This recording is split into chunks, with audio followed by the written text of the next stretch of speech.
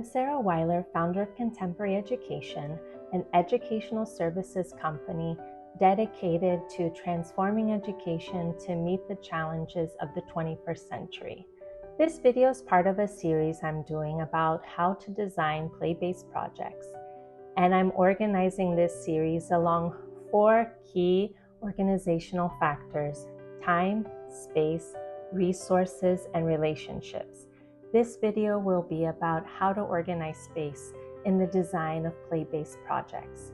So going back to my introductory video to this series, a play-based project design is related to organizing all of the teaching and learning, or most of it, in an interdisciplinary fashion through the anchor of an imaginary pretend play situation, where educators and children play together in various moments and learning objectives are infused into the imaginary pretend play situation. So it's important to just highlight that when I'm talking about play-based project design, the pretend play, the dramatic play, the imaginary situation, it is the driving force of the teaching and learning process.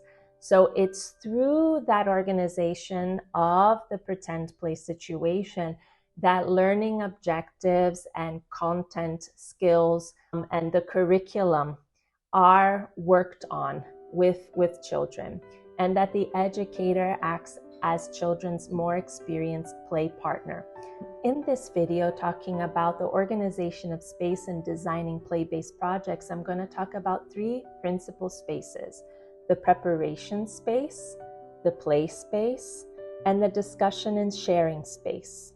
Starting with the preparation space. The preparation space is where children and educators can prepare the props and the scenario for play, kind of in a do-it-yourself or a DIY fashion, and also thinking about this preparation space is almost like a maker space, a tinkering space, a space where we can use concepts that come from STEM and STEAM, that stand for science, technology, engineering, and mathematics, or science, technology, engineering, arts, and mathematics, and they can prototype their idea, build their idea, and then test that idea out, their prototype, within the play space and see if it worked well or not. And it can always go back to the preparation space in terms of a reformulation, a redesign of the prototype. In this space, preparation space, children are going to be working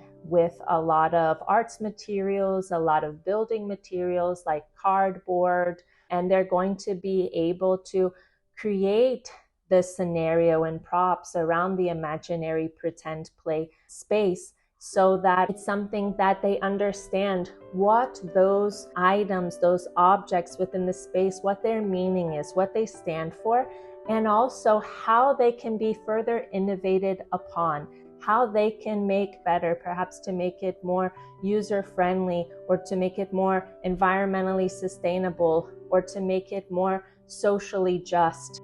Along these same lines, it's important that the scenario and the props for the imaginary pretend play situation are not all store-bought, they're not all educator-made, although educators play a significant role in supporting and also making together with children the scenario and props, that it's not the idea that children walk into a ready-made scenario with all the props there available to them, but that they create it. It doesn't mean that there are no ready-made items, but that it's not exclusively a ready-made scenario and ready-made props. Students can also ideate, in a sense, roles and problems and potential solutions that can build up the script or the storyline, the narrative of imaginary pretend play. So they can even make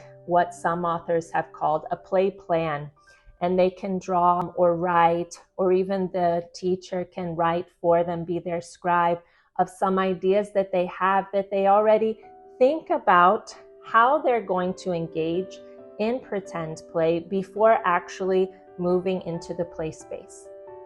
The second space is the play space.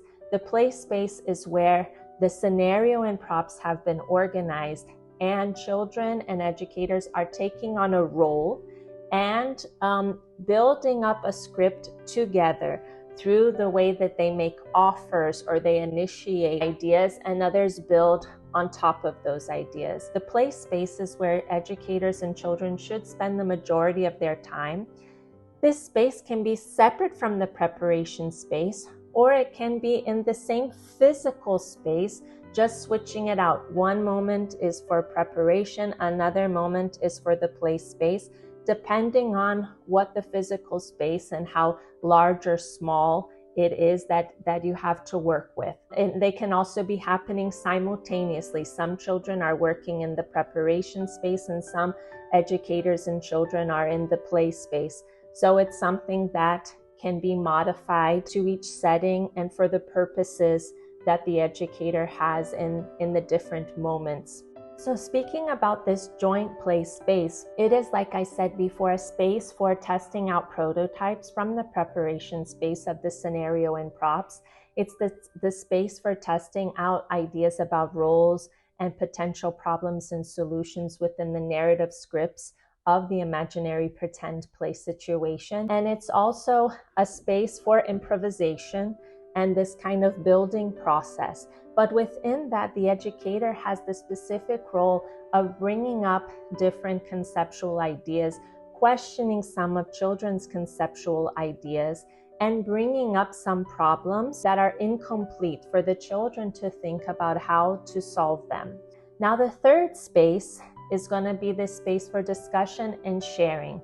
So it's important oftentimes that the play activity is observed, perhaps recorded, video recorded, audio recorded, photographed, because those are artifacts that can be taken into this discussion and sharing space for a guided feedback and a reflective dialogue.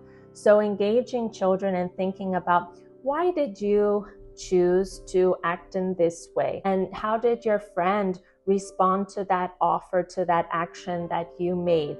What seems to be working, what doesn't seem to be working, and why?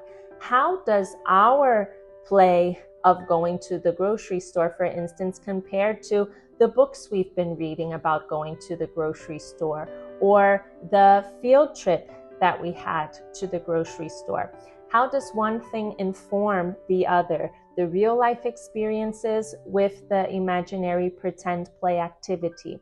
So this space also helps in this process of how the iterations will modify over time. The prototypes will modify over time, so that the way that children play initially, which is usually more superficially based on the role, based on kind of a sequence of action, changes in its complexity over time, so that children are more focused on the actual activity, real life activity that's being emulated in play, and the kinds of problems and conflicts and dilemmas that they face and how they can solve them, and how they can solve them in intentional, informed, and meaningful ways, so that that expands and amplifies their agency. It's developing their agency. So I have also a blog post on my website at www.contemporaryeducation.com on all of the videos in this series. And I also welcome you to subscribe to my YouTube channel and follow me on Instagram and Facebook. And I hope that this gives you some additional resources as an educator in order to help improve your practice and develop your children, your students, into more agentive actors in the world who make these intentional, informed, and meaningful decisions.